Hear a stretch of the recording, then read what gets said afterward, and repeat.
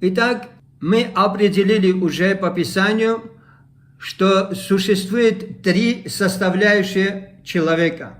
Можно сказать, что вообще в нашем кругу существует вот три категории людей. Духовные люди, душевные люди и плотские. Духовный человек, управляемый Духом Божьим, населяющим и снабжающим энергией его обновленный человеческий дух. Время духовный человек Исаия. Второй, душевный человек, управляемый душой, то есть интеллектом или эмоциями. Третий, плотской человек, управляемый плотскими намерениями, то есть, что означает плотскими намерениями?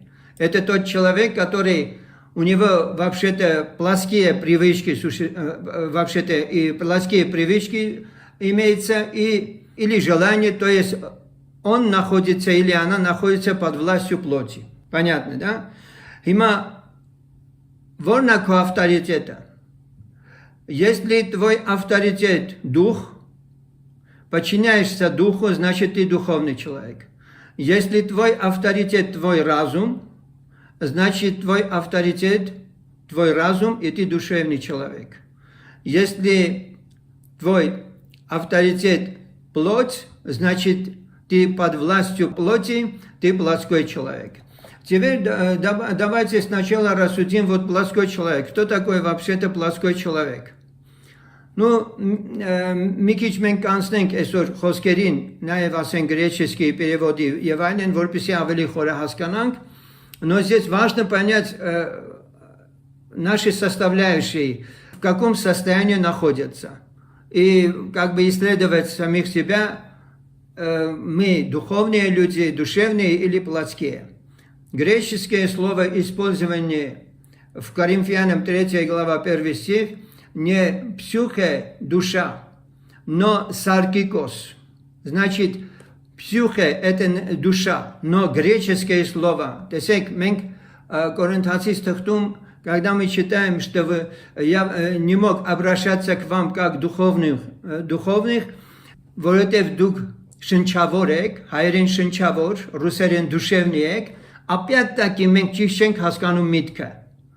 Потому что по-гречески псюха это душа, но саркикос плоской. Հիմա Պողոս Արաքյալն ասում է, ես իր հետ չկարողացա խոսել ինչպես հոգևորների հետ, но ինչպես մարմնավորների. Смотрите, մարմնավորների, вот здесь уже греческий саркикос, то есть ես ձեր հետ խոսեցի որպես плоские, вы плоские христиане. Плоское прилагательное от слова Римлянам 8 глава 7 стих, где написано, что направленный на плоть, сарх, ум является враждой против Бога. И там написано, что шенчавор марта չի կարող ասուն հաճելի լինել. То есть тот человек, который уповает на свой разум, իրա շնչի, իրա գիտակցության, իրա ինտելեկտի վրա ինքը հույսը դրել, այդպիսի մարդը не то что չի կարող հասկանա խոսքը, потому что գրված է շնչավոր մարդը Աստծո բաները չի հասկանա եւ դա նրա համար հիմարություն է։ Ոչ միայն չի կարող հասկանա, այլ նաեւ չի էլ կարող հաճելի լինել Աստծուն. Не сказано, что псюха или душевная жизнь является враждой по отношению к Богу, но плотской ум. Смотрите, Աստված մարդու բանականությանը ռազումին դեմ չի.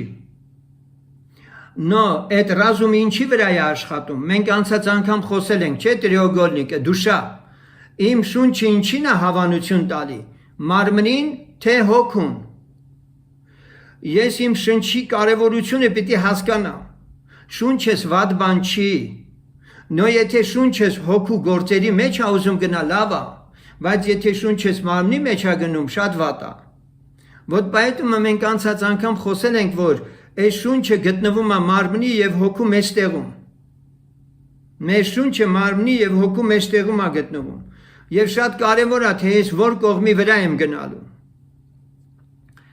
Եվ այստեղ գրված է, որ ումը, այսինքն միտքը մարդու շունչը ինքը վատ բան չի, բայց եթե իսկապես ինքը չունի плоской ум, потому что существует плоской ум, то есть որ գալիս է մարմնից, а в нашем теле существует закон греха и смерти, если мы մեր մարմնին լսենք, значит мы будем под власть закона греха и смерти. Понятно, да? Верно, что природный или душевный человек не может принимать или понимать вещей духа. 1 Коринфянам 2 глава 14 стих. Но о нем не сказано, как о находящемся во вражде, просто потому, что он душевен. И я, то есть, апостол Павел говорит, и я, то есть, поскольку природный человек, человек души греческий, не может понять, поэтому и я также не мог говорить вам глубокие вещи Божьи. Как я бы поступил, обращаясь к духовным? Но я был вынужден говорить с вами, как с людьми плоти. Апостол сразу понимает вот эту вещь. Вот, իրա լսարանը ինքը հասկանում է, աուդիտորիան ինքը ճշտում է. Вот эти люди, они плоские люди. И он не может с ним разговаривать, как с духовными. Եվ այստեղ Առաքյալը ասում է այդ մասին, որ ինքը խոսում է նրանց հետ, որպես как с людьми плоти. Убедительно писал Павел Коринфянам, потому что они хоть и действительно возрожденные, смотрите, они действительно были возрожденными, и во Христе все же были так подвластны плоти, что он мог охарактеризовать их только как все еще плотских. То есть человек, он покаялся, он принял Иисуса Христа как Спасителя. Он уже рожден свыше, даже крещен Духом Святым, но еще плоской человек.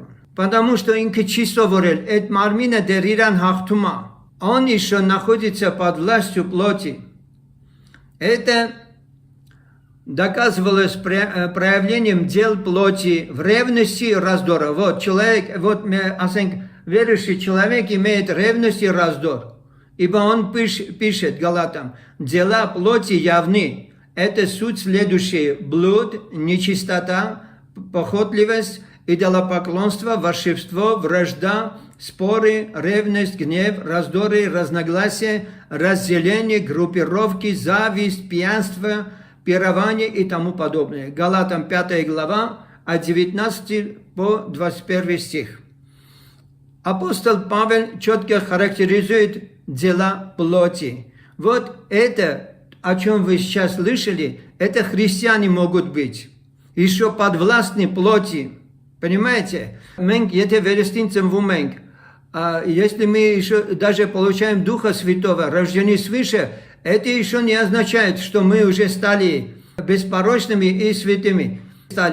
Потому что ходьба наша, если не духовная, это հոգևոր քայլի մեր քայլը, անպայման լինում է պլասկոյ, մենք մեկի իշխանության տակ ենք գտնվելու։ Այնպես որ այս բաները, որ մենք կարդում ենք, սա եթե հավատացյալների մեջ էլի կա, это означает, что это личность или целый церковь даже, потому что апостол Павел пишет Коринфянам, այդ ամբողջ եկեղեցուն է գրում։ Ու գրումը ինչ ասում, ասում է դուք հոգևոր չեք, դուք ասում է մարմնավոր եք, может быть такое, конечно, апостол ասեն գրում է և դա այդպես էլ կա.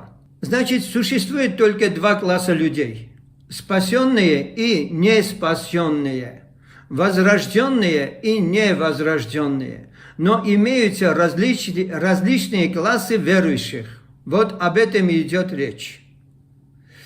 Характеризующие согласно росту и познанию в жизни о Боге. Эти люди, возрожденные христиане, опять-таки, иранք ունեն классификация. Որն է այդ классификация? Есть верующие, которые уже ходят по духу, то есть, ինչպես Աստծո խոսքը ասում է, նրանք են Աստծո որդիները, которые ходят по духу. Հասկանալի է, չէ՞? Աստծո հոգով են քայլում իրենք. Хотя его дух, возможно, и был возрожден и оживлен в жизни, те, кто находится таким образом во плоти, не могут угодить Богу. Вот կարևորը սա է, Աստված իր կողմից ինչ պետք է արել է, բայց դու անելիք ունես. Апостольская оценка этих верующих из Коринфа как плоских и как еще младенцы во Христе, ясно показывает, что младенцы во Христе находятся обычно под господством плоти или во плоти. Для начала это не страшно. Որովհետև каждый рожденный малыш, երեխան, փոքրիկը, сразу не ходит. Ինքը плоское, ինքը շատ բան դեռ չի հասկանում. Понятно, да? Ասենք, для начала, ոնց որ ասած, դա դեռ այդքան страшный չի. Եվ ես ձեզ ասել եմ, չէ, կաթնակերության շրջանը մարդու հավատացյալի ինչքան պիտի քաշի։ Ինչքան պիտի քաշի այդ շրջանը կաթնակերությանով կարող է ասել։ 3 տարի, Տերորդնի. Но среди вас есть люди, которые уже давно верующие, да? Можно считать, что դուք արդեն կաթնակերությունից անցել եք, արդեն духовный մարդիկ եք։ Ցավոք սրտի, мы поймаем, ոնց որ ասավ, в том, что մենք ինչ որ իմաստով ոնց որ դեր հոգևոր ընթացքի մեջ հաղթանակներ չունենք։ Вот поэтому может и продлиться вот этот процесс, տարիներ կանցնեն, 10 տարի, 20 տարի, բայց մարդը կարա նորից մնա плоской։ Вот поэтому апостол еще пишет к евреям, որ ժամանակին նայելով դուք վարդապետ պիտի լինեիք, բայց դեռ կաթի եք կարոտ։ Понятно, да? Այսինքն ինքը դնում է ժամանակը, ասում է, որ դուք պետք է արդեն աճած լինենք։ Ինչքան ասենք շատ ցավալի է, երբ որ դուք փողոցով քայլեք եւ 30-40 տարեկան տղային տեսնեք սոսկեն բերանը կամ էլ կաթի շիշը բերանը մանա գալի։ Կասեք աննորմալ է, չէ՞ այս մարդը։ Вот точно так же многие верующие, понимаете? Հասկանում եք, շատ աննորմալ վիճակ է։ Из слов апостола видно, что он упрекает этих коринфян за их младенчество, потому что ступень младенчества не должна длиться долго. Ես ասել եմ, չէ, ես հետևում եմ կարգին, որպեսզի ինչ որ առողջա ձեզ փոխանցեմ այստեղից։ Ես ես միջև վերջ չեմ կարդացել դեռ։ Բայց մի քիչ առաջ ինչ որ дук լսեցիք, նույնը лысում եք հիմա այստեղ։ Вдохновение Духом жизни от Бога на основании простой веры человека и искупительной жертвы Сына Божьего на кресте, ради него должно быстро перейти в осознание смерти грешника со Спасителем. К Римлянам 6:1-13. Այս իմանանք, որ մեր հին մարդը խաչվեցավ, որ մեղքի մարմինը խափանվի։ Смотрите, это откровение դուք պետք է շատ արագ ունենաք։ Вот ապոստոլը ինքը դա է ասում, որ այն մարդիկ, որոնք ուզում են իսկապես կենթանի հավատքով Քրիստոսի հետ կենթանի հաղորդակցությամբ այլևս մեղքից ազատ կյանք ապրեն, այս հայտնությունը պետք է իրանց կյանքում շուտ լինի եւ շուտ կատարվի։ Ես հիմա դա կկարդամ նաեւ ռուսերենով, որպեսզի ասենք բոլորիդ համար པարզ դառնա, թե խոսքը ինչի մասին է։ Խոսքը նրա մասին է, որ իրապես այս հայտնությունը ցավոք սրտի դուք ձեր եկեղեցիներում չունեք։ Ես էլի եմ սա կրկնում, որտեղ անձամբ եմ լսել, այս ականջներով եմ լսել։ Քարոզիչ եղբայրը Հովիվը քարոզում է. Когда мы грешим, ветхий человек поднимает свою голову в нас. Понимаете? Երբ մենք մեղք ենք գործում, ասում է, հին մարդը գլուխ է բարձրացնում մեր մեջ։ Սիրելիս, հին մարդ չկա։ Հին մարդը խաչվել է Քրիստոսի հետ, դրա համար ես դու վերստին ծնվել։ Ինչի ես հին մարդին խաչից բերում քո մեջ, նորից իրան գլուխ բարձրացնել տալիս։ Տեսեք ինչքան տգիտություն կա եկեղեցիներում։ Դրա համար եկեղեցին չի կարում սուրբ ապրի։ Ասում է, երբ մենք մեղք ենք գործում, հին մարդը գլուխ է բարձրացնում։ Այ եղբայր, խաչի վրա գրված է 6 глава Римлянам, տեսեք կարդանք այդտեղը, ուրեմն 6-րդ գլուխ 6-րդ խոսքից. Зная то, что ветхий наш человек распят с ним, чтобы упразднено было тело греховное, дабы нам не быть уже рабами греху. Արդեն սա տեղի է ունեցել 2000 տարի առաջ։ Մեղքի մարմինը ասենք ветхий человек, живущий в моем теле, то есть плотской Адам, уже распят со Христом. Понимаете? Հիմա ինձ հարց են տալի, а тогда кто грешит? Ես որ մեղք եմ գործում, հիմա ով է մեղք գործում, հին մարդը չի գործում, ասում եմ нет. Здесь написано, ушадիր լսեք, խաչի վրա երկու բան է տեղի ունեցել. Значит, первое. Ветхий наш человек распят с ним. Это мое духовное начало, мертвое начало, ветхое начало, Адам. Это им ներքին հոգին է, հոգեբանությունն է, որ խաչվել է Քրիստոսի հետ։ Ветхий человек это не тело, не плоть. Понимаете, да, о чем речь? Это та совокупность, в котором я жил. Այսինքն այն ամենի մեջ, որով ես ապրել եմ։ И теперь смотрите. Но խաչի վրա երկու բան է եղել. Зная то, что ветхий наш человек распят с ним, раз, чтобы упразднено было тело греховное. Тело греховное. То есть, հիմա երբ որ ես մեղք եմ գործում, ով է մեղք գործում։ Իմ մարմինն է, չէ՞ մեղք գործում։ Но и мармина физическое тело, и ветхий человек это разные вещи. Կարողանում եք հասկանալ սա։ Իմ մարմինը եւ ветхий человек իրարից տարբեր բաներ են։ Понятно? Հիմա բանջի է իմ մարմինը մեղ գործում։ Потому что я плоской человек, я младенец. Я еще не знаю, как победить тело, то есть им мармина, потому что в моем теле, говорится, инзанум, во мне нет ничего хорошего. А теперь ушадир лесек. Во мне, то есть им мармни меч, барибан чи бնակվում. Բայց ինչ է բնակվում իմ մարմնի մեջ, քո մարմնի մեջ, ինչ է բնակվում, ընտեղ ապրող կա, գիտեք, ինտեղ ինչ որ մեկը ապրում է, բոլորիս մարմնի մեջ,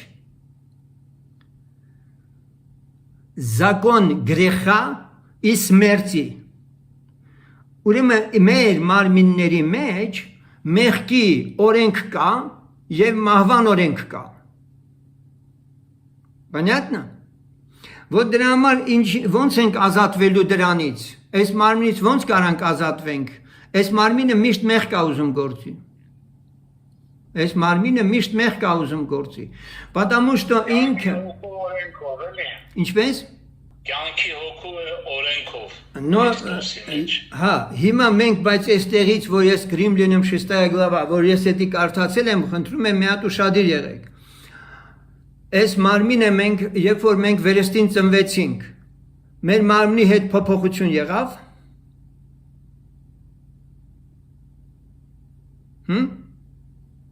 Когда мы родились свыше, произошло какое-то изменение в нашем теле, մեր ֆիզически մարմինը, ասենք, ինչ որ փոփոխություն կրեց, մենք 3 հատ աշկ ունեցանք 4 հատականջ Когда мы родились свыше, то есть մեր физически մարմինը մնացել է նույնը։ Նույնն է թե չէ։ Նույնն է։ Но այդ մարմնի մեջ живет закон греха и смерти. Там существует закон греха и смерти. Հիմա я духовный человек уже. Мой разум уже освященный. Ես լուսավորված եմ Աստծո խոսքով։ Ես չեմ ուզում մեղք գործեմ։ Ես հասկանում եմ մեղքը ինչ բան է։ Но всё же плоть ոնց որ ասած վերխ է վերցնում ինձանից։ Եվ ես պլասկոյ մարդ եմ դառնում, որովհետեւ քիչ առաջ կարդացինք, թե պլասկոյ մարդն ինչ է։ Եվ այդ ամենը գալիս է մարդու մարմնից։ Մարմնի մեջ է սրանք սաղ։ Понятно, да? Այսինքն հիմա ես ոնց կարողանամ ազատվեմ։ И апостол Павел տեսեք ինչ է ասում։ Бедный я человек. Տեսեք, Римлянам 7 глава 24 стих.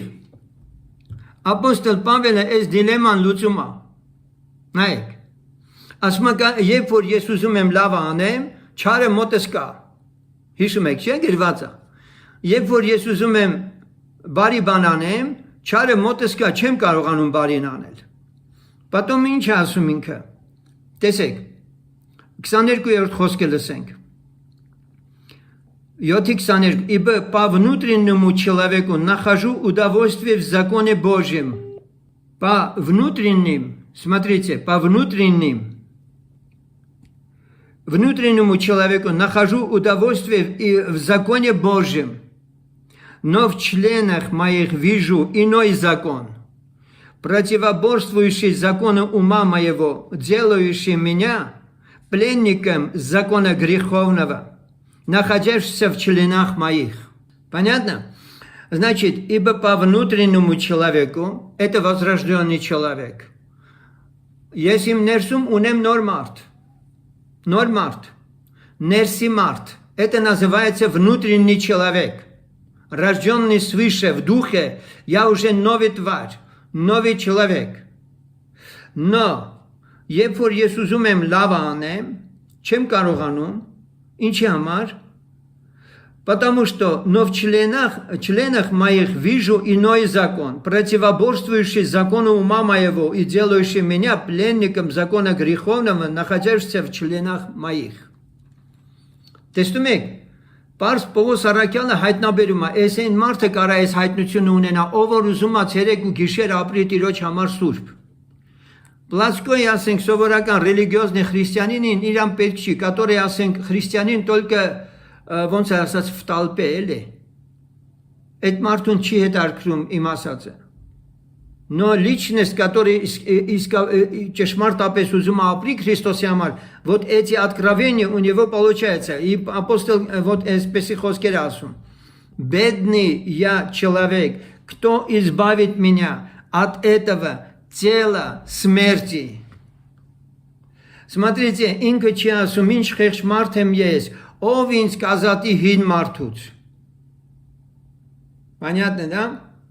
Ինքը չի ասում ով ինձ կազատի հին մարդուց, потому что հին մարդուն Քրիստոսը Հռոմեացից 6:6-ում կարդացինք, արդեն ինքը խաչել է հին մարդուն։ Зная, что ветхий наш человек распят с ним, արդեն ветхий человек, բայց մարմինս դեռ երկրի վրա է։ Հիմա представьте, ասենք դուք երկու եք, երկու ես եք դարել։ Մի եսը Տիրոջը ուզում է հաճելի ապրի, մյուս եսը ուզում է մարմնին տեղ տալով ապրի։ Հիմա Քրիստոսը եկել է քո հին մարդը խաչին է գամել, նո այդ քո հին մարդ կոչվածը, որ խաչի վրա է, մեռել է, բայց դեռ այդ լեշը քո ոտից կապած շղթաներով դու քայլում ես, ման ես գալի։ Слушайте внимательно. Դու երկու ես ես, մեկը Տիրոջ համար աստծո է դարել, ինքը սրբության մեջ է ուզում ապրի, բայց ոտքից շղթա կա, ժնջիլ կա կապած, էդ էլ է ինքը, նո էդը ուժե, ինչ ասենք, տուխլի ինչ որ ասած դիա կա, փթած, հոտած դիա կա, անընդհատ հետը քաշա տալիս։ Приятно это? Конечно, неприятно. Պարզա չէ։ Հիմա այս մարմնից ոնց ազատվել։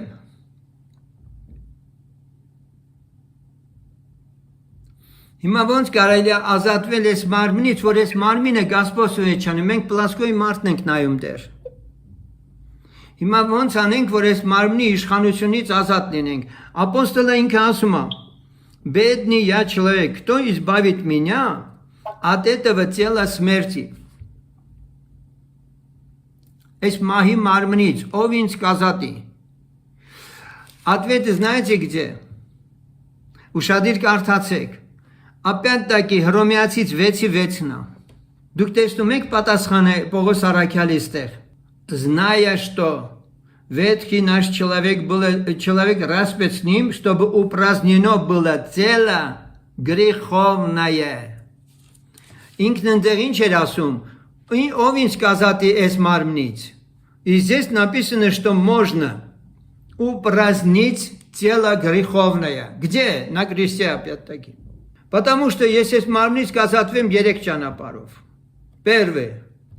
Երբ որ ես մեռնեմ, այս մարմինը դնեն դագաղի մեջ, այդ մարմինը էլ մեղ չի գործի, ճիշտ է։ Թե կգործի։ Սա մեկ։ Երկրորդ, երբ որ Տեր Հիսուսը հիմա գա, եւ դուք որ լսում եք ինձ, ես գիտեմ, որ հափշտակվելու է։ Այս մարմինը փոխվելու է, երկնային մարմին է մագնելու։ Դա Աստված դուք էլ իրար հետ գնանք հավատքով։ Ու այս բանը մնաք կիսատ։ Մեր մարմինը կփոխվի, երկնային մարմին կհագնի ու կգնա։ Սա երկրորդ եղանակը։ И третье с верою։ Հավատքով մեր մարմինները խաչի վրա ենք տեսնում եւ մեղքի մահվան օրենքը, որ ասում է մեղ գործի, ասում եմ տեղդ վեր ենգի, հիմա դու ուրիշ գործ ունես, այս մարմինն այլևս քոնը չի, մեղքի մահվան օրենք, դու չես կարա իրան օգտագործես, ես հիմա այս մարմնի հետ պիտի վարվեմ,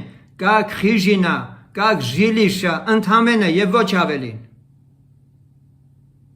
Ես ստեղ ապրում եմ, այս մարմնի մեջ ապրում եմ, եւ իմ ես աբալոչկեն ես չեմ դեր, ես ներսում ապրողն եմ, Понятно? Այմա երբ որ մենք սրանք նայում ենք, ըստեղից մենք արդեն հասկանում ենք մի կարևոր բան, որ նրանք, ովքեր շուտ են հասկանում, որ իրոք իրենք կարող են, ասենք, մեղքի մահվան օրենքից ազատ լինել, միայն մի դեպքում, երբ որ իրենք հավատքով տեսնում են Քրիստոսի հետ խաչ է ելած, գրված է, նրանք, որ Աստծունն են, իրենց մարմինները խաչը հանեցին բնական կրքերով հանդերձ։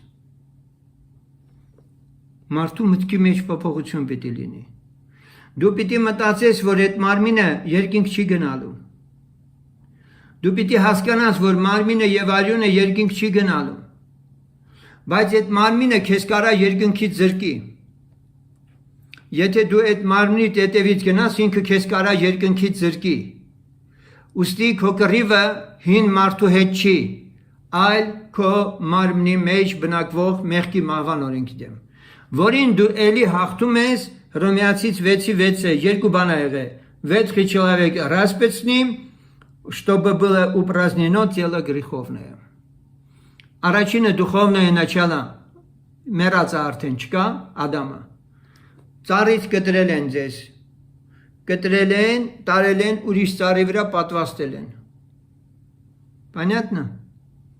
Պատվաստելը գիտեք, չէ՞ ինչա։ Ծառի։ Հիմա դու ունես հայր, մայր, քույր, եղբայր, պապի, միջև հաբետ գնա, քո տոհմածառը գնում է Ադամը հասնում։ Բայց Հիսուսը քեզ կտրում է այդ Ադամից, տոհմածառից, եւ պատվաստում է իր վրա։ Как մսլինա, չէ՞ որ Հռոմեացիս թղթում գրված է, դու որ վայրենի ձիթենի էիր, հիմա պատվաստվել ես Քրիստոսի վրա։ Այլևս ես հավատքով ապրի, քո մարդկային ադամական բնությունից քեզ տես ազատ։ Այսպիսի շատ բաներով ես արագ ասեցի ձեզ, որպեսզի դուք իմանաք ինչպես է հնարավոր պլասկոյ խրիստյանինը շատ արագ ազատագրվի իր մարմնից։ Պրիտոմ արդեն իմ մարմինը, իմ ձեռքերը ինչ են դառնում։ Արդարության գործիքներ։ Գրված է, որ այլևս ձեր մարմնի անդամները մեղքին մի ծառայեցրեք, հապա արդարության գործիք։ Իմ ձեռքերը չի կարող գումար խաղա, իմ ձեռքերը չի կարող գողություն անի, իմ լեզուն չի կարող հայհոյի, потому что я не принадлежу себе, որովհետև նա որ մեռել է խաչի համար ինձ համար, ես այսօր իրան եմ պատկանում, ես իմը չեմ, գողություն մի արեք։ Когда человек грешит, ինքը գիտեք ինչ անում, ինքը իրան Քրիստոսից գողանում է։ Ասում է մի կողմ գնա, ես պետք է անեմ այն ինչ որ հիմա իմ մարմինը ուզում է։ Եվ էսի կրկնակի անգամ ծանր մեղ կա։ Երբ որ մարդը քրիստոնյա է, բայց ինքը իր սրտի ճանապարհով, իր մտքով է ուզում գնալ, բայց չի ուզում, որ իր շունչը, հոգին, մարմինը ցելիկոմ ծառայի Աստծուն։ Հիմա եկեք նայենք ինչպես է իսկապես ազատագրումը նկարագրված здесь։ Освобождение крестом. Те, которые принадлежат Христу Иисусу, распяли плоть. Галатам 5 глава, 24 стих. Этими словами в своем письме Галатам апостол заканчивает свое описание дел плоти, когда он противопоставляет им плод духа, который духовный человек, человек, которым управляет дух, населенный Святым Духом, должен приносить в своей жизни. Младенцы во Христе, которые еще плотские, нуждаются в более полном усвоении значения креста. Так как в намерении Божьем смерть Христа означала, что ветхий человек был распят с ним.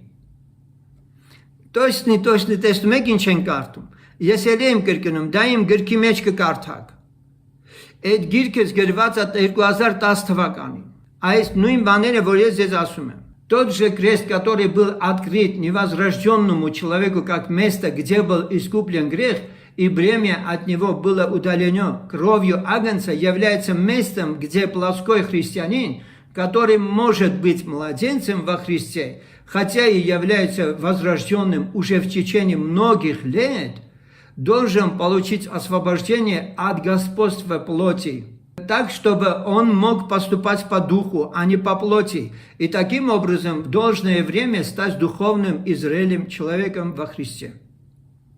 Римлянам 6. Это великая хартия вольностей. Это писи ասեն գեղեցիկ հայտնություն, որ մարդիկ ունեցել են, когда я вот тоже имел, вот ես կարող եմ ասել պար էի գալիս։ Ես պար էի գալիս ուրախությունից, երբ որ ես այս հայտնությունը ինքս ունեցել եմ։ Свобода через крест Христа, которую младенцу во Христе нужно знать, так как она наиболее ясно излагает основу освобождения, о которой в Галатам 5 глава 24 стих и других местах делается только краткое упоминание.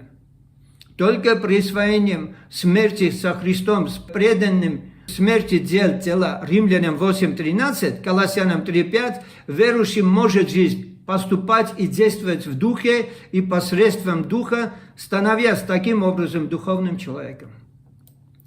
Когда мы были во плоти, страсти греховные действовали в членах наших, чтобы приносить плоть смерти, писал Павел Римлянам. Но теперь мы освобождены от закона смерти. Մահվան օրենքից ազատ ենք։ Հռոմեացից 7:5-ից 6-ում գրված է, ես նորից եմ ուզում սա կարդալ, ուշադիր լսեք ինչ է գրված այստեղ։ Значит, Հռոմեացից 7:5-ից 6. Ибо когда мы жили во плоти, тогда страсти греховные, обнаруживаемые законом, действовали в членах наших, чтобы приносить плоть смерти. Но ныне, умершие для закона, которым были связаны, мы освободились от него, чтобы нам служить Богу в обновлении духа, а не по ветхой букве. Значит, ибо мы, когда жили во плоти, тогда страсти греховные обнаружив законом. Օրենքով մենք միշտ իմանում ենք, որ մեղքի կրքերը մարմնի մեջ արթնանում են եւ մարդուն մեղքի են տանում։ Բայց այս ամենից մարդը ազատագրվում է իրապես այն ժամանակ, երբ որ հավատքով ինքը տեսնում է իր մեղքի մարմինը խաչի վրա սանձված, խափանված։ Մեքենան կա, բայց չի աշխատում, խփված է։ Այսինքն մեքենան զամոկի մեջ բանալին գցում ես աշխատությունից չի աշխատում։ Այս ձև պիտի լինի մեղքի մահվան օրենքի մեր մեջ չգործելը։ Понятно, да? Ասենք հասկանալի է, չէ՞, մեղքի համար մենք ոնց ենք մեռած։ Շարունակենք. Подобие плоти греховной, к Римлянам 8:3. Чистый и святой Сын Божий висел на древе, жертвой за грех. И так как Он умер за грех и для греха вместо грешника, то Бог этим самым осудил навечно греха во плоти. Во всех, кто поистине соединен с Его Сыном. Верующий живет во плоти, 2 Коринфянам 10:3. Это верно в том, что он еще в своем физическом теле но однажды он видит Божьего собственного Сына в подобие плоти греховной, висящей на древе, и узнает, что в нем он умер для греха. С того часа он живет во плоти. Галатам 2:20. Что касается физического тела. Но он более не поступает по плоти. То есть, согласно требованиям и желаниям своего тела, по духу, то есть, согласно своему обновленному духу, населенному Духом Божьим. Сравним Римлянам 8, 5, 6, от 5 до 6 стиха. Այստեղ պարզ եղավ, չէ՞, մենք ինչպես ենք ազատագրվում հին մարդուց եւ ինչպես ենք ընդհանրապես մեղքից ազատագրվում, որովհետեւ մենք այլևս չենք ենթարկվում մեղքին, ապրող մեր մարմնի մեջ, որովհետեւ նրա տեղը խաչն է, մենք դա հավատքով տեսել ենք, որովհետեւ իմ մեղավոր մարմինը Քրիստոսն է իր մարմնի մեջ խաչել։ основываясь на работе Сына Божьего на кресте Голгофы, на котором грешник, за которого Он умер, был отождествлен со своим заместителем, искупленный и возрожденный верующий призывается считать или рассматривать себя мертвым для греха.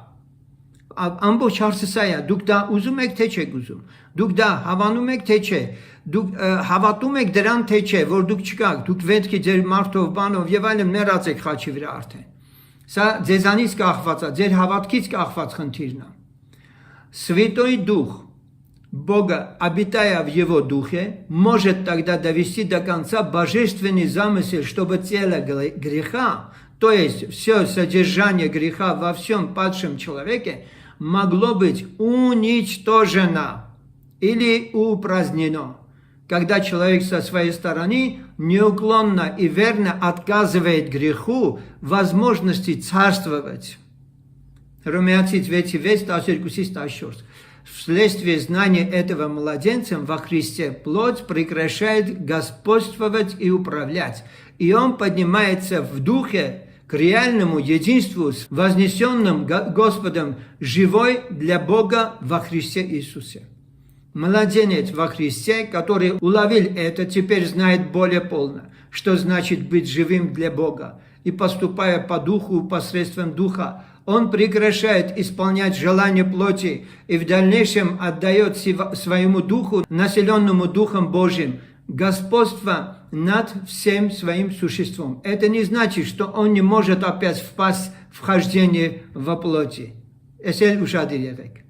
Но пока он обращает свой разум к вещам духа и постоянно рассматривает себя действительно мертвым для греха, он посредством духа настойчиво умерщвляет дела телесные. Римлянам 8:13.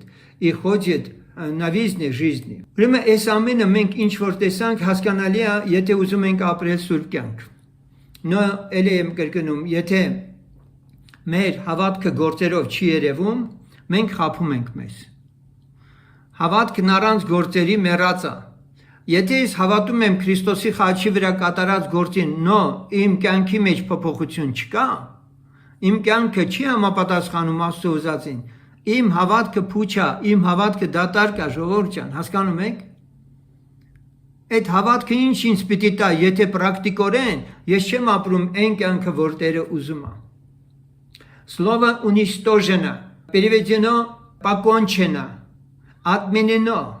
Այնպես անել, որ նա զորություն չունի։ Հռոմեացի 3:30 сделать недействительным. В Римлянам 4:14 бездейственно. Римлянам 7:2 свободно. В Римлянам 7:6 освобождены. Какой бы его перевод не был лучшим для Римлянам 6:6, ясно, что оно означает, что тело греха должно утратить какую-либо власть, подвергать верующему рабству греха. Коренное слово означает оставить неиспользованным. Ксед микоми вера ворпес ампитамба. Сделать бесплодным, не имеющим силы, никуда негодным. Поэтому действительное упразднение тела греха, которое включает фактически все, что мы получили с природой первого Адама, может только тогда практически достичь своего завершения, когда тело нашего уничтожения будет сообразовано телу Его славой в пришествии Господа с небес. Филиппийам 3:21. Ուրեմն այս ամբողջը մենք որ լսում ենք մի բան ենք մենք եզրակացնում, ռեզյումեն որն է։ Եթե ես ուզում եմ սուրբ հաղթական կյանք ապրեմ, իսկ առանց դրա ես չեմ կարող երկին գնալ, вот когда я говорю, որ ամենքը Աստվածանից սովորած կլինեն, երբ որ դու սրանք կհասկանաս, երբ որ դու դուխովնի մարդ կդառնաս, երբ որ դու կսկսես Աստծո հետ խոսել, այ ոնց որ ես հիմա ձեր հետ խոսում եմ, երբ որ նա կխոսի քեզ, դու կլսես նախադասությունները։ Մենք օրինակ Կիրակնորյա պաշտամունքի ժամանակ ես հարցեր տվեցի քույրերին, քույրերը ինձ ահագին վկայություններ արեցին, թե ինչ աղոթների մեջ ինչեր են լսում, Տերը ինչեր է խոսում իրանց, ինչեր է ասում իրանց, այս մոտ ժամանակներում ինչեր է սպասվում, ինչեր է տեղի ունենալու տարածաշրջանում։ Ես դրանք չեմ կարող բարձրաձայնեմ հիմա։ Նո Աստված իր զավակների հետ խոսում է։ Բայց այս ամենը գալիս է երբ որ ես մարմնավոր քրիստոնյայից, պլատսկոյ քրիստոնյայից աճել եմ, դուխովնի մարդ եմ դարձել, երբ որ սկսել է Աստված խոսել իմ հետ արդեն։ Որոշներից հաջողվել է դրան հասնել, դուք էլ այդ ճանապարհին եք, բայց ժամանակը կարճ է, պետք է շատ արագ ուղակի տեղափոխվել այն դաշտը, որտեղ դուք պետք է կարողանաք արդեն Սուրբ Հոգով լցված կյանք ապրել։ Ինչ որ ասվեց այս բաժնում, բոլորին հասկանալի եղավ։ Պարզ էր։ Այո, բարձր կամու եղբայր։ Աստված օրհնի, հիմա դուք ոնց եք նայելու ընդհանրապես մտքի մտավոր ասպարեզում եւ այլն, ձեր ամբողջ էությամբ, ձեր ճշտամուն ճանաչում եք հիմա, ում հետ գործ ունեք, ինչպես պետք է իր հետ վարվեք, որպես հոգեվոր մարդիկ։ Դուք արդեն պիտի որ հասկացած լինեք, որ ձեր մարմիններն է, որ ինքը ունի գրված է մարմնավոր խորհուրդը մահ է։ Մարմնավոր խորհուրդը մահ է։ Մարմինը ունի իր խորհուրդը, սիրտը ունի իր ցանկությունները։ Եթե դուք դրանց իրանց տեղը ցույց չեք տալիս, որ խաչն է, իմացած եղեք, որ դուք դեռևս մարմնավոր եք, գերի եք մարմնին եւ չեք կարող հոգեվոր դաշտում աշակերտներ լինեք։ Որտեւ աշակերտը պիտի աճի մի մակարդակի, որ լսում է իր վարդապետի ձայնը, ուղղակիորեն ձայնը։ Աստված օրհնի ձեզ, եթե չկան էլ հարցեր, խնդրեմ, եթե ավելացնելու բան ունեք, ավելացրեք, եթե չէ, սրանով ավարտենք։ Սերգ եղբայր, լսում ենք։ Տերը օրհնի քեզ, կամո եղբայր։ Ճիշտ ասած, լավ բացատրիր, մանավանդ ես բանի 7-րդ գլխի Հռոմեացիս 22 խոսքից, որ կարդացիք, մեկ էլ տեղափոխվանք 6-6-ը, ահագին պարզ բան դարավ, շատ ես տալի, շատ ես տալի, դու ենքան դու որ կարանք մարս են, ասենք, հիմա ենքան դու ունես տալու, լիքը ունես, պրոստա պտի քիչ տաս, որ լավ մարս են, գելի, մի շայա մարդիկ չեն կարան պիրի վարևը տանեն։ Սերգեյ ջան։ Я надеюсь, я правильно говорю, да?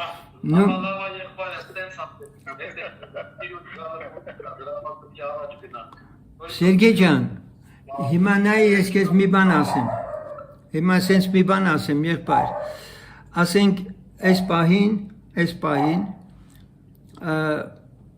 ես որևէ մեկը չունեմ, որ ասեմ, գիտես ինչ կա, ավելին կարամ դաժե ասեմ էլ ձեզ, իմ քարոզների մեջ հոգևոր կյանքի սնունդների տեսանկյունից մենյուն շատ բազմազան է։ Այսինքն այնտեղ կաթել կա, ամեն ինչ էլ կա այնտեղ։ Նո ես չունեմ մեկը, որ ինքը ամեն մեկի համար, օրինակի համար ժամանակ հատկացնի, սրանք կատ տա, նրան ես մեկ տա, նրան են մեկ։ Հիմա մենք խոսում ենք հոգու շնչի մարմնի մասին եւ խոսում ենք այնպիսի պրոբլեմատիկ հարցերի մասին, որ մարդը սկսել է Աստծուն սիրել, սկսում է կարդալ Աստծո խոսքը, աղոթք անում, լացում է, ողբում է մեղքերի համար, չի կարող ազատվի։ Այս ինչ որ ձեզ ասում եմ, սրանք խոշոր բաներ չեն։ Սրանք это начатки учения, представляете? Но вдруг ձեր համար գիտեք ինչի է սրանք բարդ գալի։ Потому что դուք որպես պատմություն Քրիստոսի մասին եկեղեցիում որ լսել եք ի учениան, սրանք չեք հասկացել։ Учениան սա է։ Դուք учения չեք ստանում, հասկանում եք, մարդիկ գալիս են, ձեզ սուրբ գիրք են կարդում, կիրակի օրերը, Սաղմոս են կարդում, մի բան են ասում, աղոթում եք, երգում, գնում եք ձեր տներ, դուք учения չունեք, հասկանում եք։ Ես ինչ եմ ուզում ասել։ Ուզում եմ ասեմ, որ այս բաներին դուք հաղորդ չեք եղել, դա պատճառը